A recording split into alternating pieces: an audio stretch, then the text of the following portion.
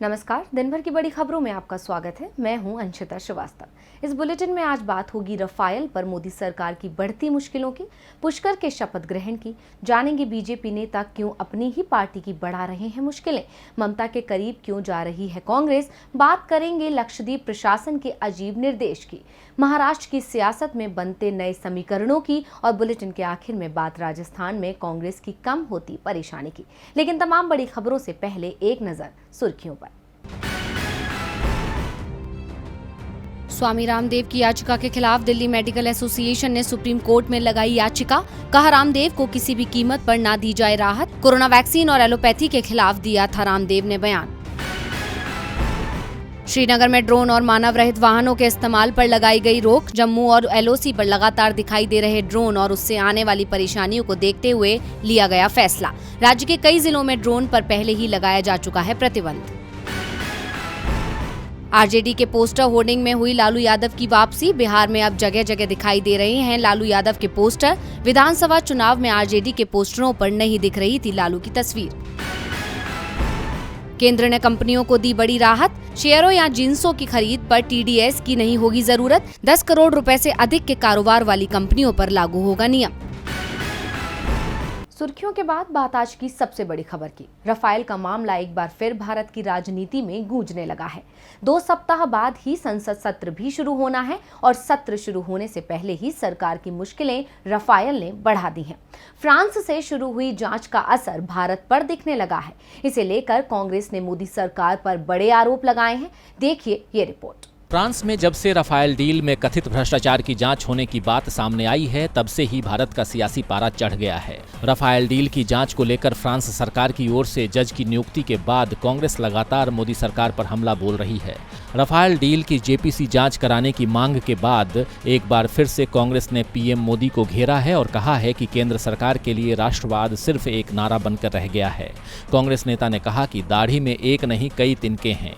कांग्रेस प्रवक्ता पवन खेड़ा ने कहा कि फ्रांस में रफाल सौदे में हुई गड़बड़ी की जांच शुरू किए हुए 24 घंटे हो गए हैं। पूरा देश दिल्ली की ओर देख रहा है कि आखिर भारत सरकार अभी भी चुप क्यों है, मगर अब तक केंद्र की ओर से कोई प्रतिक्रिया नहीं आई है। विपक्ष सरकार पर एक के बाद एक सवाल दाग रहा है। इससे पहले राहुल गांधी ने इस मामले पर टिप्पणी करते हुए पीएम मोदी की एक तस्वीर साझा की थी और लिखा था, चोर की दाढ़ी। विपक्ष के सवालों पर अब तक प्रधानमंत्री, रक्षा मंत्री और कैबिनेट के अन्य सदस्य चुप हैं। विपक्ष ने आगे कहा, 570 करोड़ की चीज 1670 करोड़ में क्यों खरीदी गई? साथ ही 126 के बदले सिर्फ 36 रफाल क्यों खरीदे गए? क्यों आपने पुराने एग्रीमेंट से देश के पैसे बचाने वाले अहम क्लॉज हटा दिए? इससे स्पष्ट हो जाता है कि वाकई तिनका है, एक नहीं अनेक तिनके हैं। विपक्ष लगातार सरकार पर सवाल दाग रहा है, लेकिन सरकार अपनी चुप्पी तोड़ने को राजी नहीं है। ये चुप्पी न तोड़ने की क्या हो सकती है वजह? क्या वाकई खुल गई है सरकार की पोल या फिर सरकार देगी करारा जवाब? ये तो आने वाला वक्त बताएगा। रफाल के सहारे कांग्रेस मोदी सरकार की मुश्किलें बढ़ाने में जुट गई है। रफाल को लेकर जब भी बीजेपी से सवाल हुआ तो उसने इसे राष्ट्रवाद से जोड़ दिया, लेकिन अब जब फ्रांस में इसे लेकर जांच शुरू हो रही है तो मोदी सरकार मुश्किल में है। इन सब मुश्किलों के बीच आज उत्तराखंड में नई सरकार बन गई। बीजेपी के तीरथ सिंह रावत की जगह इसी पार्टी के पुष्कर सिंह धामी अब उत्तराखंड के सीएम बन गए हैं, लेकिन धामी के सामने भी कई चुनौतियां हैं। देखिए यह रिपोर्ट। उत्तराखंड में 4 महीने में ही दूसरी बार सत्ता में परिवर्तन हो गया। तीरथ सिंह रावत की जगह पुष्कर धामी उत्तराखंड के नए सीएम बन गए। आज राजभवन में हुए सादे समारोह में उत्तराखंड की राज्यपाल बेबी रानी मौर्य ने तीरथ सिंह रावत को सीएम पद की शपथ दिलाई। धामी उत्तराखंड के 11वें सीएम हैं। वो उत्तराखंड में सबसे कम उम्र के सीएम बन गए। उनकी उम्र 45 साल है। धामी के साथ उनकी कैबिनेट ने भी शपथ ली है। मुख्यमंत्री पुष्कर सिंह धामी के बाद सतपाल महाराज ने मंत्री पद की शपथ ली। कैबिनेट मंत्री के रूप में हरक सिंह रावत, वंशीधर भगत, यशपाल आर्य, विशन सिंह चुफाल ने भी शपथ ग्रहण की। इसके अलावा सुबोध उनियाल, अरविंद पांडे, गणेश जोशी, धन सिंह रावत, रेखा आर्य, यतीश्वरानंद तिवारी ने भी मंत्री पद की शपथ ली। शपथ ग्रहण से पहले बीजेपी में जबरदस्त रस्साकशी देखी जा रही थी। दावा किया जा रहा था कि बीजेपी के 35 विधायक इस्तीफा दे सकते हैं। पार्टी के कई वरिष्ठ नेता भी इससे नाराज बताए गए थे। आज सुबह से ही असंतुष्ट विधायकों की बंद कमरे में बैठकें की जा रही थी, लेकिन जब भी बीजेपी नेताओं से सवाल किया गया तो उन्होंने बगावत की बात से इनकार कर दिया। धामी उत्तराखंड के सीएम बन गए, लेकिन उनकी राह शुरुआत से ही मुश्किल भरी दिख रही है। राज्य बीजेपी के वरिष्ठ नेताओं ने धामी के खिलाफ बगावत के संकेत दिए हैं। वैसे बगावत सिर्फ उत्तराखंड बीजेपी में नहीं दिख रही, बल्कि देश के अधिकांश राज्यों में बीजेपी के अंदर की गुटबाजी ने पार्टी की परेशानी बढ़ा दी है। तो कहां-कहां बीजेपी में दिख रही है बगावत, देखिए ये रिपोर्ट। हाल ही में हुए 5 राज्यों में विधानसभा चुनावों में मिली हार के बाद से ही बीजेपी में बगावत के सुर तेज होते जा रहे हैं। उत्तराखंड में तो आज नए सीएम के शपथ ग्रहण समारोह से पहले ही बागी गुट अपनी अलग मीटिंग कर रहा था। दावा किया गया कि 35 विधायक पुष्कर सिंह धामी को सीएम बनाए जाने से खुश नहीं हैं। उत्तराखंड में विधानसभा चुनाव 6 महीने बाद है। ऐसे में कई विधायक तो इस्तीफा तक देने की बात कर रहे हैं। पार्टी के अंदर मतभेद सिर्फ उत्तराखंड में ही नहीं है, बल्कि उत्तर प्रदेश और कर्नाटक से लेकर त्रिपुरा और मध्य प्रदेश तक जहां-जहां बीजेपी सत्ता में है, वहां विरोध की आवाजें तेज हो गई हैं। जबकि महाराष्ट्र, राजस्थान, छत्तीसगढ़ और पश्चिम बंगाल जैसे राज्य जहां पार्टी विपक्ष में है, वहां भी पार्टी में कलह मची हुई है। इसकी एक वजह मोदी शाह का राज्यों में सीधा हस्तक्षेप माना जा रहा है।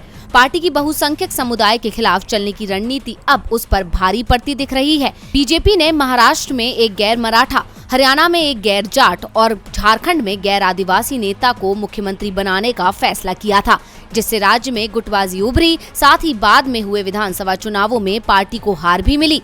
हरियाणा में तो बीजेपी ने हारी बाजी दुष्यंत चौटाला के साथ मिलकर जीत में बदल दी। इन राज्यों में पार्टी के कमजोर प्रदर्शन के पीछे मोदी शाह की जोड़ी की रणनीति को ही माना गया। लेकिन बीजेपी के केंद्रीय नेतृत्व के खिलाफ आवाज उठी कोरोना संक्रमण के दौरान, केंद्र सरकार की विफलता और 5 राज्यों के विधानसभा चुनावों से मिली हार के बाद।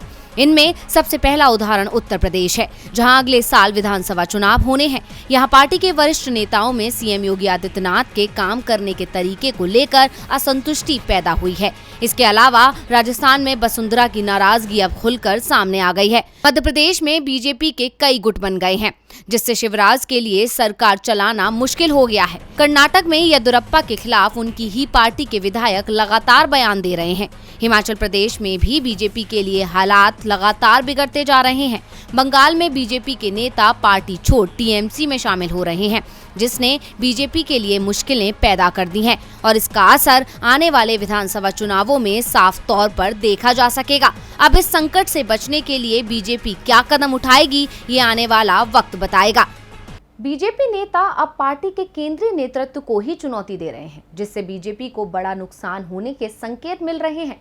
दूसरी ओर पश्चिम बंगाल में शून्य पर पहुंच गई कांग्रेस अब इस राज्य के लिए नए सिरे से रणनीति तैयार कर रही है। कांग्रेस टीएमसी के करीब आती दिख रही है। ममता बनर्जी भी कांग्रेस के प्रति काफी नरम दिख रही हैं। इसका असर जल्द ही दिल्ली में दिख सकता है। तो क्यों करीब आ रहे हैं कांग्रेस और टीएमसी, देखिए ये रिपोर्ट। संसद का मानसून सत्र जल्द ही शुरू होने वाला है। इस सत्र में जहां विपक्ष और सरकार के बीच तकरार देखने को मिलेगी, तो वहीं दूसरी तरफ कांग्रेस में भी बड़े बदलाव देखने को मिल सकते हैं।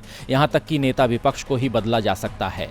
कहा जा रहा है कि कांग्रेस की अंतरिम अध्यक्ष सोनिया गांधी बड़ा कदम उठाते हुए जल्द ही लोकसभा में पार्टी का नेता बदलने जा रही हैं। वो अधीर रंजन चौधरी को पद से हटाकर किसी दूसरे नेता को लोकसभा में पार्टी के नेता की बागडोर सौंप सकती हैं। अधीर रंजन चौधरी बहरामपुर से सांसद हैं। वो विधानसभा चुनाव में पश्चिम बंगाल में कांग्रेस का चेहरा थे और राज्य कांग्रेस के प्रमुख हैं। चौधरी कांग्रेस नेताओं के G23 समूह के बड़े आलोचक हैं। जब इन नेताओं ने संगठन में बड़े बदलावों के लिए सोनिया गांधी को पत्र लिखा था, तो अधीर रंजन चौधरी उनके खिलाफ थे।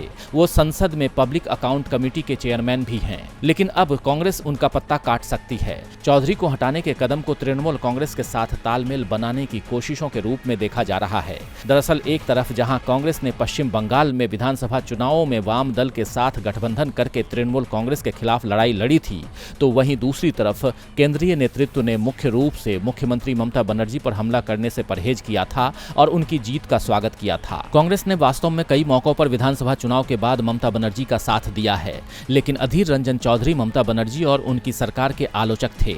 इसीलिए चौधरी को हटाकर कांग्रेस ये संकेत देना चाहती है कि वो ममता के करीब है। अब देखना होगा कि क्या कांग्रेस के इस कदम के बाद ममता बनर्जी हाथ पर मेहरबान होती हैं या नहीं।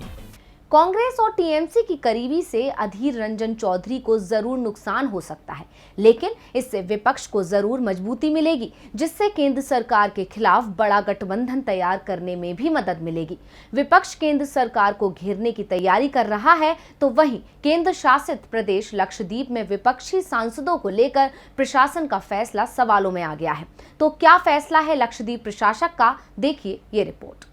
लक्षद्वीप के प्रशासक प्रफुल्ल पटेल पहले से ही सवालों के घेरे में हैं। प्रधानमंत्री मोदी और अमित शाह के करीबी केंद्र शासित प्रदेश लक्षद्वीप के प्रशासक यहां ऐसे बदलाव लाने की कोशिश कर रहे हैं जिसका जबरदस्त विरोध हो रहा है।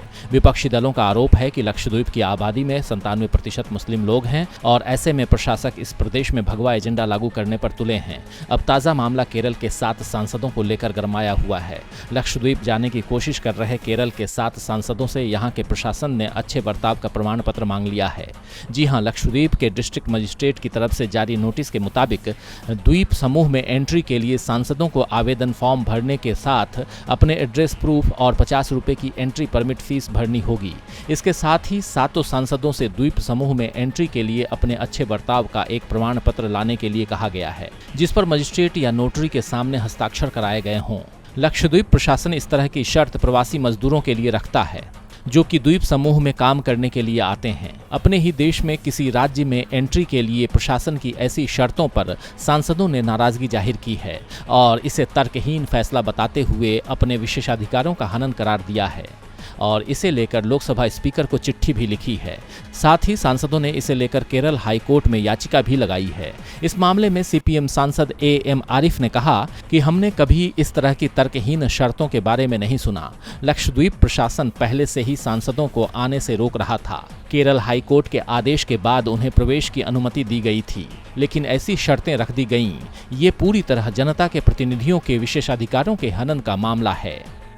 सांसदों से कहा जा रहा है कि अच्छे बर्ताव का प्रमाण पत्र लाइए, लेकिन क्या ऐसा ही प्रमाण पत्र राजनीतिक दलों से भी मांगा जा सकता है कि यदि गठबंधन करो तो उसे निभाओ और यदि गठबंधन में सरकार बनाओ तो 5 साल चलाओ? शायद मोदी सरकार इसके लिए तैयार नहीं होगी। पार्टी की नजर इस समय महाराष्ट्र की सत्ता पर है, जहां कभी उसकी सहयोगी रही शिवसेना ने बीजेपी को सत्ता से बाहर कर दिया है, लेकिन अब बीजेपी ने नया दांव चला है। तो क्या है बीजेपी का दांव, देखिए ये रिपोर्ट। महाराष्ट्र में सत्ता हासिल करने के लिए बीजेपी अपनी जिद छोड़ने को तैयार हो गई है। बीजेपी अब शिवसेना के आगे सरेंडर करने को तैयार है। शिवसेना को वापस अपने खेमे में शामिल करने के लिए बीजेपी अब अपने सीएम की शर्त से समझौता करने को भी तैयार है। अब बस शिवसेना की हाँ का इंतजार है। शिवसेना सुप्रीमो उद्धव ठाकरे फैसला नहीं कर पा रहे हैं कि एनसीपी कांग्रेस का साथ छोड़कर अपने पुराने साथी बीजेपी के साथ जाया जाए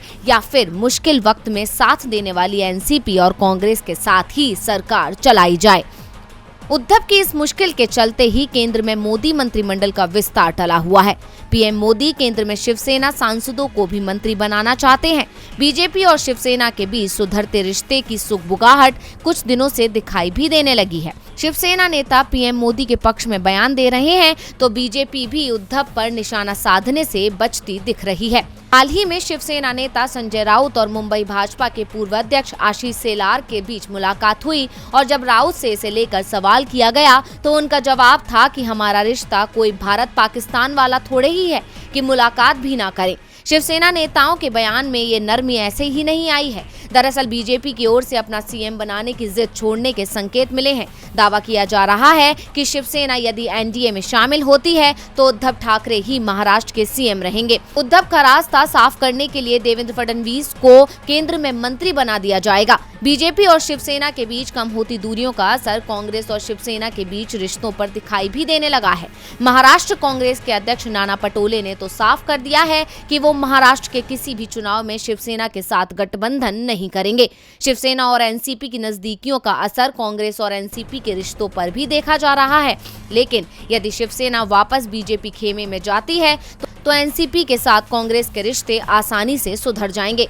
अब निगाहें उद्धव ठाकरे पर हैं कि क्या वो एनडीए में वापस जाने को तैयार हैं। बता दें कि वर्तमान में केंद्रीय मंत्रिमंडल में 53 मंत्री हैं। संविधान के मुताबिक ज्यादा से ज्यादा 81 मंत्री बनाए जा सकते हैं। इस हिसाब से मंत्रिमंडल में 28 और लोगों को शामिल किया जा सकता है।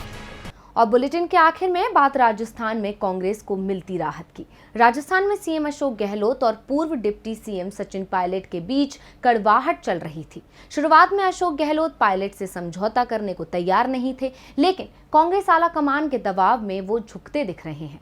गहलोत पायलट समर्थक विधायकों को सत्ता में भागीदारी देने को तैयार हो गए हैं और इसकी शुरुआत भी हो चुकी है। तो पायलट समर्थक किस विधायक को सत्ता में मिली हिस्सेदारी, देखिए हमारी ये खास रिपोर्ट। अशोक गहलोत लंबे समय से अपने मंत्रिमंडल का विस्तार टाले हुए हैं। उनकी सरकार में आधा दर्जन से ज्यादा मंत्री बनाए जाने हैं। कांग्रेस आला कमान भी गहलोत को लगातार निर्देश दे रहा है कि वो जल्द ही अपने मंत्रिमंडल का विस्तार करें, जिससे सरकार में सचिन पायलट समर्थकों को शामिल किया जा सके। लेकिन गहलोत इसके लिए तैयार नहीं हो रहे थे। गहलोत की पायलट से नाराजगी नई नहीं है, लेकिन पिछले साल ये नाराजगी तब और ज्यादा बढ़ गई जब पायलट ने गहलोत सरकार के खिलाफ बगावत कर दी थी और अपने समर्थक 1.5 दर्जन विधायकों के साथ हरियाणा के गुरुग्राम में डेरा डाल दिया था। उस समय पायलट समर्थक मंत्रियों को गहलोत ने तुरंत बर्खास्त कर दिया। बाद में प्रियंका गांधी के हस्तक्षेप के बाद पायलट ने अपना मन बदल दिया। बदले में कांग्रेस पायलट की शिकायतों पर विचार को तैयार हो गई। पायलट की कुछ मांगे तो तत्काल मान भी ली गई, लेकिन 1 साल बीत जाने के बाद पायलट को दिए आश्वासन पूरे नहीं हुए, क्योंकि गहलोत इसके लिए तैयार नहीं थे, जिस कारण कांग्रेस आला कमान गहलोत से नाराज दिखाई दे रहा था। इसी नाराजगी को दूर करने की कोशिश अब अशोक गहलोत की ओर से होना शुरू हो गई है। इसकी शुरुआत विधानसभा की कमेटियों में पायलट गुट की भागीदारी से हुई है। सचिन पायलट को विधानसभा की एथिक्स कमेटी में शामिल किया गया। पायलट गुट के ही नेता दीपेंद्र सिंह शेखावत को एथिक्स कमेटी का अध्यक्ष बनाया गया। पायलट समर्थक रमेश मीणा और विश्वेंद्र सिंह को इस कमेटी का सदस्य मनोनीत किया गया। इसके साथ ही नाराज होकर विधानसभा की सदस्यता से इस्तीफा देने वाले पायलट गुट के विधायक हेमाराम चौधरी को विधानसभा की राजकीय उपक्रम समिति का अध्यक्ष बना दिया गया है, जिससे साफ है कि हेमाराम का इस्तीफा मंजूर नहीं हुआ और उन्हें मना लिया गया। पायलट गुट के विधायक इंद्रराज गुर्जर, वेद प्रकाश सोलंकी, मुरारी मीणा और हरीश मीणा को भी विधानसभा की समितियों में शामिल किया गया है। इसके साथ ही गहलोत ने संकेत दिए हैं कि जल्द ही वो मंत्रिमंडल का विस्तार करने वाले हैं, जिसमें पायलट गुट के विधायकों को भी जगह दी जाएगी। राजनीति नियुक्तियों में भी पायलट समर्थकों का ध्यान रखा जाएगा। इन सबके बीच कांग्रेस नेतृत्व ने जिला कांग्रेस अध्यक्ष की नियुक्ति का मामला अपने हाथों में ले लिया है। कांग्रेस नेतृत्व ने जिला अध्यक्षों की नियुक्ति के लिए सीधे जिला प्रभारियों से नाम मांगे हैं। इनकी नियुक्ति सीधे दिल्ली से किए जाने के संकेत दे दिए हैं, जिससे साफ है कि पायलट का वजन एक बार फिर से राजस्थान की सियासत में बढ़ता दिख रहा है। तो आज के लिए बस इतना ही। देखते रहिए DV लाइव। नमस्कार।